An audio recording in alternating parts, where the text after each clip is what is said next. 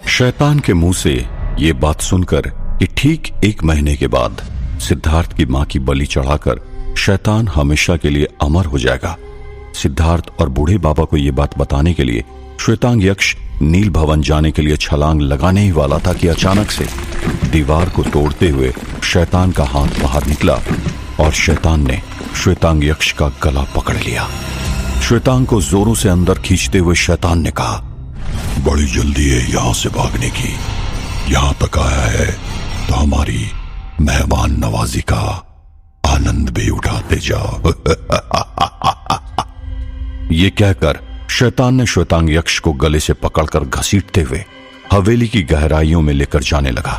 श्वेतांग ने अपने आप को छुड़वाने के लिए बहुत हाथ पैर मारने की कोशिश की और अपनी मायावी और दिव्य शक्तियों का उपयोग करने की कोशिश की, लेकिन शैतान के सामने उसकी कोई भी शक्तियां काम नहीं कर रही थी। शैतान ने उसका गला इस कदर पकड़ा हुआ था जैसे उसने श्वेतांग की सारी शक्तियों को जकड़ कर रख दिया हो। श्वेतांग को घसीटते हुए शैतान हवेली के अंदर एक कमरे में लेकर गया और उसे बेड़ियों में जकड़कर कैद कर दिया। शैतान ने अपनी शैतानी शक्ति से श्वेतांग की सारी दिव्य और मायावी शक्तियों को कुछ समय के लिए निष्फल कर दिया और श्वेतांग को कहा, मैं चाहूं तो इसी वक्त तेरी जान अपने हाथों से ले सकता हूं, लेकिन तुझे जिंदा रखने में और भी ज्यादा मजा है। अब तुझे ढूंढते हुए तेरे साथी यहां पर आएंगे और तब बहुत मजा आएगा। पीछे से छाया ने कहा, बड़ा वीरानगढ़ का पहरेदार बना फिरता था ना, अब क्या होगा तेरे पहरेदारी का? अब उस बच्ची का खून तो क्या, इस गांव की सारी बच्चियों का खून पीने से मुझे कोई नहीं रोक सकता। ये कहकर उस कमरे को ताला लगाकर शैतान और छाया वहां से चले गए। छाया और शैतान के वहां से निकलते ही अचानक हवेली के दरवाजे पर दस्तक हुई। ये सुनकर शैतान चौंक गया। शैतान ने कहा, इस वक्त कौन अपनी जान से हाथ धोने यहां पर आ गया? इस हवेली के अंदर सिद्धार्थ और उस बूढ़े को छोड़कर इतनी रात में कोई भी आने का दुस्साहस नहीं करेगा, और वो इस वक्त यहां पर क्यों आएगा? शैतान वहां से अदृश्य हो गया और वो अदृश्य रहकर मुख्य द्वार की तरफ पहुंचा। वहां से दरवाजा खटखटाने की आवाज आई थी। उसने देखा कि वहां पर 3 लोग खड़े थे। शैतान उन्हें देखकर मुस्कुराया। वो रात किसी तरह बीत गई। सुबह होते ही सारे लोग अपने घर से नित्य कर्म करने के लिए बाहर निकले। वैसे तो गांव में किसी को कुछ भी अटपटा नहीं लगा, लेकिन जैसे ही मंगल सिंह अपने घर से बाहर निकला, उसने देखा कि उसके घर के आंगन में जमीन का कुछ हिस्सा काला पड़ चुका था, जैसे वहां पर कुछ जलाया गया हो। उसके घर के बाहर के लकड़ी का खंभा थोड़ा सा टूटा हुआ था और उसकी बेटी के हाथों पर किसी के उंगलियों के निशान थे। मंगल सिंह ने अपनी बेटी को इस बारे में पूछा, लेकिन उसकी बेटी को कुछ भी नहीं पता था। मंगल सिंह काफी परेशान हो गया और उसने अपने अड़ोस पड़ोस वाले को बुलाकर इस घटना के बारे में बताया। बाकी सब लोग भी ये देखकर काफी आश्चर्यचकित हैं, क्योंकि उन्होंने भी रात को मंगल सिंह की तरह ही कुछ भी आवाज नहीं सुनी थी। लेकिन मंगल सिंह के घर के आंगन में काफी सारी चीजें जली और टूटी हुई थी, जिससे ये साबित होता था कि उस रात वहां पर जरूर कुछ न कुछ हुआ था।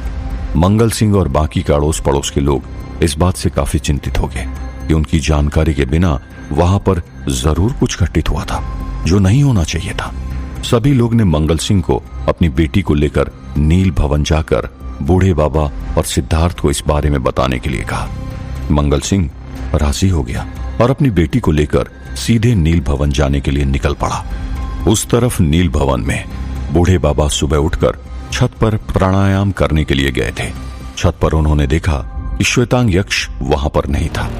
उन्हें ये बात थोड़ी अजीब लगी, क्योंकि श्वेतांग रात को छत के ऊपर ही सोया हुआ था और पूरे नील भवन में वो कहीं नहीं था। बूढ़े बाबा ने सोचा कि वो सवेरे सवेरे कहीं पर सैर करने गया होगा। ये सोचकर बूढ़े बाबा वहीं पर प्राणायाम करने के लिए बैठ गए। सिद्धार्थ अपनी नींद पूरी करके छत पर आया और बूढ़े बाबा के साथ प्राणायाम करने के लिए बैठने वाला था कि अचानक नील भवन का दरवाजा जोरों से खटखटाने लगा। सिद्धार्थ ने छत से ही नीचे देखा। सिद्धार्थ ने छत के ऊपर से ही पूछा, अरे मंगल सिंह, तुम सुबह सुबह सब खैरियत तो है? वहीं रुको, मैं भी नीचे आता हूं। ये कहकर सिद्धार्थ दरवाजा खोलने के लिए नीचे गया। बूढ़े बाबा भी सिद्धार्थ के पीछे नीचे गए। दरवाजा खुलते ही मंगल सिंह सिद्धार्थ और बूढ़े बाबा को अपनी बेटी का हाथ दिखाया। बेटी के हाथ पर किसी के उंगलियों के निशान थे, मानो किसी ने बड़े जोरों से उसका हाथ पकड़ा हो।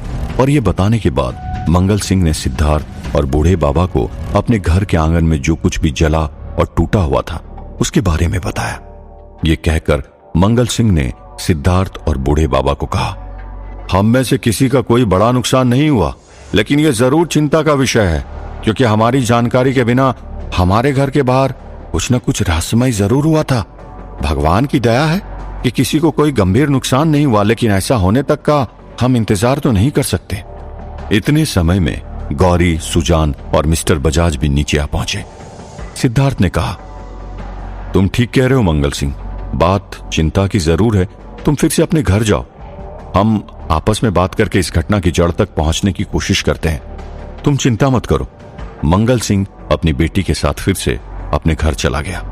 मंगल सिंह के जाते ही बूढ़े बाबा ने सिद्धार्थ को कहा, सिद्धार्थ, जरूर वहां पर कुछ ऐसा हुआ है जिसकी जानकारी हमें होनी चाहिए, और वहां पर जो कुछ भी हुआ है, हो न हो, उसमें श्वेतांग यक्ष भी शामिल है। गौरी ने अचंभित होते हुए पूछा, श्वेतांग उसमें शामिल है? यह आप कैसे कह सकते हैं बाबा? बूढ़े बाबा ने कहा, क्योंकि सुबह से श्वेतांग कहीं पर भी दिखाई नहीं दे रहा। जब से वो लौटा है तब से बिना बताए वो कहीं पर भी नहीं जाता, और तो और अब सूरज सर पर चढ़ गया है और श्वेतांग अभी तक नहीं लौटा है। सिद्धार्थ ने कहा, हमें चलकर देखना चाहिए। सभी सिद्धार्थ की बात से सहमत हुए और थोड़ी देर में तैयार होकर सभी मंगल सिंह के घर के पास जा पहुंचे। बूढ़े बाबा ने टूटे हुए खंभे और जली हुई मिट्टी का बारीकी से निरीक्षण करना शुरू किया। निरीक्षण करते हुए बूढ़े बाबा ने सिद्धार्थ और गौरी को कहा, यहां पर मायावी शक्ति का खेल हुआ है। इस खंभे को देखो, इस खंभे पर जोरों की बिजली लगने के निशान है। इस तरफ देखो, यह मिट्टी इस तरह जली हुई है जैसे इसके ऊपर किसी ने आग का गोला फेंका हो। इस कुर्सी पर देखो, इस कुर्सी का कोना इस तरह से टूटा हुआ है जैसे तलवार से भी पतली धार वाली कोई चीज तेजी से उड़कर उस तरफ से आई हो और सीधे जाकर कुर्सी के इस कोने से टकराई हो। यहां पर जरूर किसी दो मायावी शक्तिधारी लोगों के बीच में द्वंद्व हुआ है, और गांव में मोती बाई को छोड़कर किसी के पास भी मायावी शक्ति नहीं है। तब गौरी ने कहा, मैं अभी अभी मोती बाई के पास से होकर ही आ रही हूं, उन्हें तो इस बारे में कुछ भी पता नहीं है।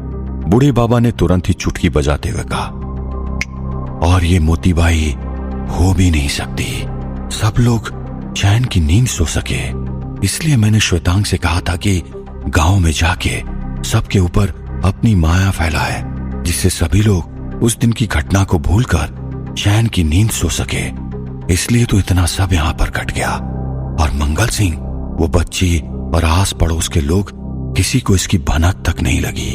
तब सिद्धार्थ ने कहा, कौन हो सकता है जो रात को मंगल सिंह के घर पर आया हो, और गांव के सभी लोगों को छोड़कर उसने मंगल सिंह का घर ही क्यों चुना?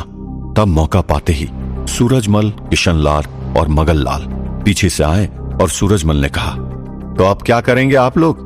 आज मंगल सिंह के घर पर हादसा होते हुए रह गया, कल किसी और के घर पर होगा, परसों किसी और के। अब रात को किस किस के घर के बाहर पहरा देते हुए बैठोगे? अब आप लोगों ने जो वादा किया है वो किस तरह से निभाना चाहिए ये भी सीख लो। सिद्धार्थ ने चिढ़ते हुए कहा, अरे कहना क्या चाहते हो तुम? सूरजमल ने कहा, वही कि अपना बोया कोई और, भुगत रहा कोई और। आप लोगों ने शैतान को चुनौती दी थी ना, हो सकता है शैतान ने चुनौती स्वीकार कर ली हो। अब आप लोग ठहरे बड़े लोग, आप लोगों के ऊपर वो सीधा थोड़ी वार करेगा, पहले हम जैसे लोगों की बारी आएगी ना।